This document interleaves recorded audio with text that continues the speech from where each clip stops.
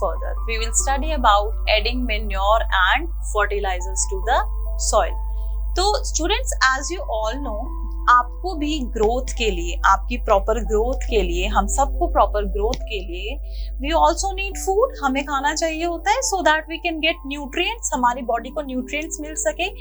Similar way plants को भी grow करने के लिए न्यूट्रिएंट्स चाहिए होते हैं, और वो ये जो न्यूट्रिएंट्स होते हैं प्लांट्स, ये सारे न्यूट्रिएंट्स जो हैं वो सॉइल में से लेते हैं।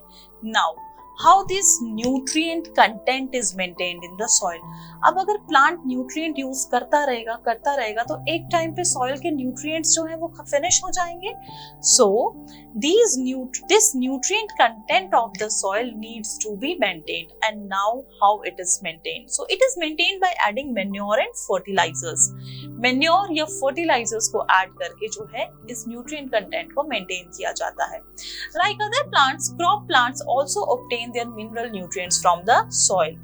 Continuous growing of crop in the field causes deficiency of mineral nutrients in the soil.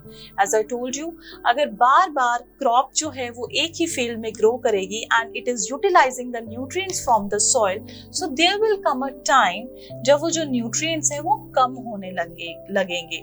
So manure, इसीलिए manure, what is manure? Mixture of cow dung and other waste, खाद जिसको आप हिंदी में बोलते हैं।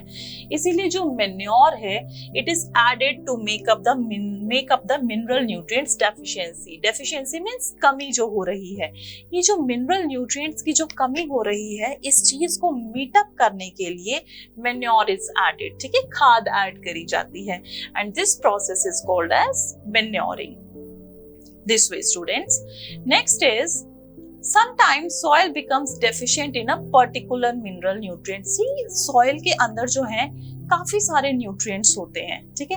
अब हर क्रॉप को अलग अलग न्यूट्रिएंट्स चाहिए, फाइन। तो कई बार क्या होता है कि सॉइल के अंदर जब हम एक ही तरह की क्रॉप को ग्रो करते हैं तो वो क्रॉप जो है वो उस क्रॉप को जो पर्टिकुलर न्यूट्रिएंट्स चाहिए ग्रो करने के लिए वो न्यूट्रिएंट जो है सॉइल में से यूज करती रहती है। तो कई बार ऐसा होता है कि सॉइल के अंदर एक ही न्यूट्रिएंट की कमी हो जाती है, एक ही क्रॉप आप ग्रो करे जा रहे हैं बार बार, और वो जो क्रॉप है वो उसी न्यूट्रिएंट को यूज करे जा रही है। तो एक टाइम पे क्या होता है कि वो जो सॉइल है उसके अंदर उस पर्टिकुलर न्यूट्रिएंट की डेफिशिएंसी हो जाती है, कमी हो जाती है। So this happens when same crop is grown in a field every year. जब सेम क्रॉप को आप ग्रो करोगे हर साल, ये उस केस में होता है। So this type of deficiency when a particular nutrient is missing from the soil, एक ही न्यूट्रिएंट की कमी होती जा रही है। So in this case it is this nutrient deficiency is made up by adding chemical substances called fertilizers. हम इसमें fertilizers को ऐड करते हैं, and fertilizers जो हैं बच्चों वो manure की तरह ऑर्गेनिक नहीं होते हैं। These are basically inorganic salts. ये फैक्ट्रीज में प्रिपेयर की जाते हैं। तो examples of fertilizers include urea and NPK. NPK stands for nitrogen, phosphorus and potassium. That's why it is said, क्योंकि आजकल क्रॉप्स के ऊपर फर्टिलाइजर्स जो है सॉइल के अंदर फर्टिलाइजर्स ऐड किए जाते हैं स्टूडेंट्स, इसीलिए कहा जाता है कि जो आपके पास जो भी फूड घर में, जो भी वेजिटेबल्स या फ्रूट आप लेकर आ रहे हैं, कंज्यूम कर रहे हैं, उनको बहुत अच्छे से वॉश कीजिए।